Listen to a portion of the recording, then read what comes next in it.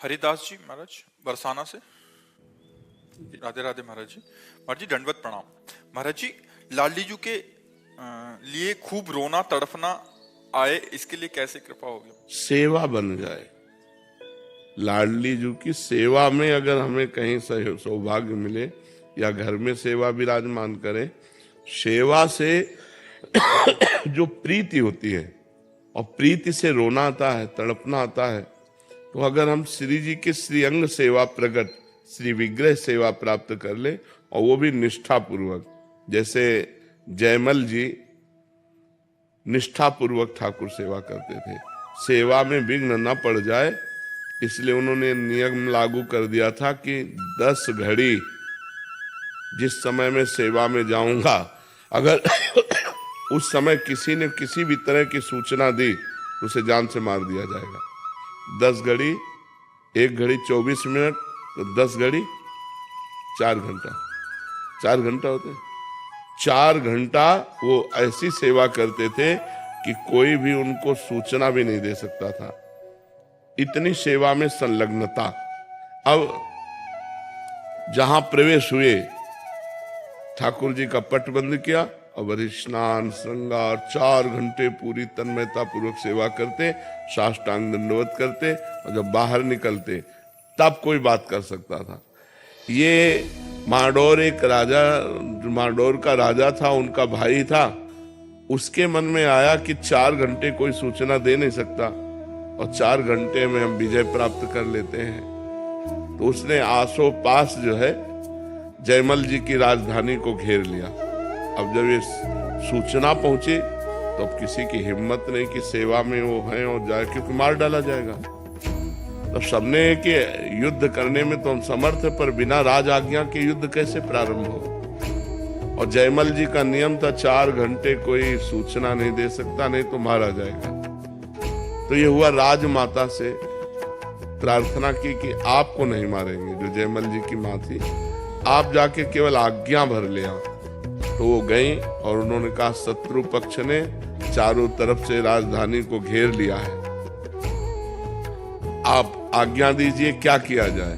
तो उनका राम जो करेंगे वो सब भली होगी, पीछे मुड़कर नहीं देखा, सेवा नहीं रोकी और कहा जो राम करेंगे वो भली ही होगी, भगवान जो करेंगे वो भली ही होगी, जाओ। वो वापस चली गई, तो आज्ञा तो हुई नहीं। तो भगवान ने जब देखा कि मेरे आश्रित इतना मेरी सेवा में संलग्नता, तो स्वयं भगवान राजपूत सिपाही का वेश धर करके जयमल जी के घोड़े पर चढ़े और जाकर के युद्ध किया, सबको मूर्छित कर दिया, घायल कर दिया, मारा एक को भी नहीं, सब मूर्छित हो गए बाणों की वर्षा से, सब। अब जयमल जी जब 4 घंटा अपनी सेवा करके निकले, तब उन्होंने कहा हमारा घोड़ा लाओ, मैं अभी शत्रु पक्ष को उत्तर देता हूं। तो घोड़ा हाँफ रहा था और पसीना से लथपथ था, तो उनका ऐसा लग रहा है ये तो बहुत युद्ध करके आ रहा है, ये घोड़ा हाँफ क्यों रहा है हमारा। किसी ने कहा इसका तो कोई पता नहीं, पसीना पसीना घोड़ा।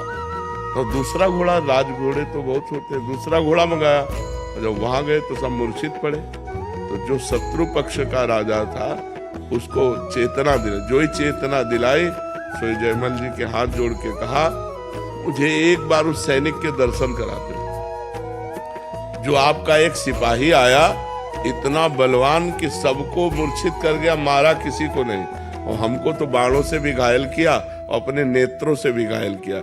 एक बार हमको अपने सिपाही के, श्याम सिपाही के दर्शन करा दो, वो जो श्याम रंग का था। तो जयमल जी ने कहा श्याम रंग का सिपाही, तो उनकी समझ में आया वो तो मेरे भगवान थे जिनकी मैं सेवा में था। लौट के आए, घोड़े की परिक्रमा की, आरती उतारी कि भैया मेरे को तो आज तक दर्शन नहीं हुए, लेकिन तेरे को दर्शन भी हो गए और तेरे को स्पर्श भी प्राप्त हो गया। बार बार घोड़े का आलिंगन किया, घोड़े की आरती उतारी, घोड़े की दंडवत की। तो जब हम भगवान की सेवा में इस तरह तन्मय होते हैं कि हमें कुछ भी हो जाए, हम सेवा से नहीं निकल सकते, तब हमें प्रीति हो जाती है और फिर भगवान बाहर ले लेते हैं। अभी मान लो अगर निष्ठा ना होती तो सूचना हो मिलते कि शत्रु पक्ष ने घेर लिया है, तो सेवा छोड़कर युद्ध के लिए तो फिर यह घटना थोड़ी घटती। इतनी सेवा में तन्मयता हो कि किसी भी तरह से हम सेवा में विक्षेप न सहे, और लाडली जी से हम तो प्रीति हो जाएगी। फिर जिससे प्रीति हो जाती है उससे प्रगट में मिलने का मन होता है, एक बार प्रगट में मिले, फिर तड़पना, रोना, सिसकना, यही उसको जीने का रास्ता मिलता है। जो भगवत प्रेमी होता है वो तड़पना, सिसकना, रोना है। तो हम सेवा पर विशेष ध्यान दें। हमारी श्री जी राई की सेवा को मेरु के समान समझते हैं, तो फूल सेवा, श्रृंगार सेवा, पोछा सेवा, सोहनी सेवा।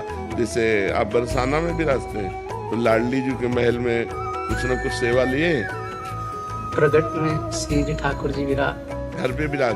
हाँ, तो फिर उनकी सेवा करो खूब। सेवा में, सेवा से ही प्रीति होती है, और प्रीति में ही तड़पना, रोना होता है। सेवा पहले श्री जी लाडली जी का अनुभव होते थे, अब कुछ दिनों से अनुभव हमारे होता था। तो देखो, खान पान तो नहीं बिगड़ गया, कोई रसिकों का अपराध मानसिक तो नहीं बन गया।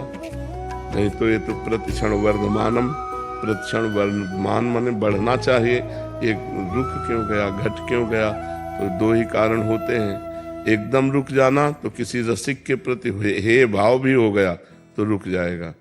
जैसे हरिराम व्यास जी के हृदय में एक बार कबीर दास जी के प्रति भाव आया कि तो निर्गुणिया संत हैं, निर्गुण निराकार भगवान की उपासना करते हैं, ये निकुंज प्रेम रस ऐसा।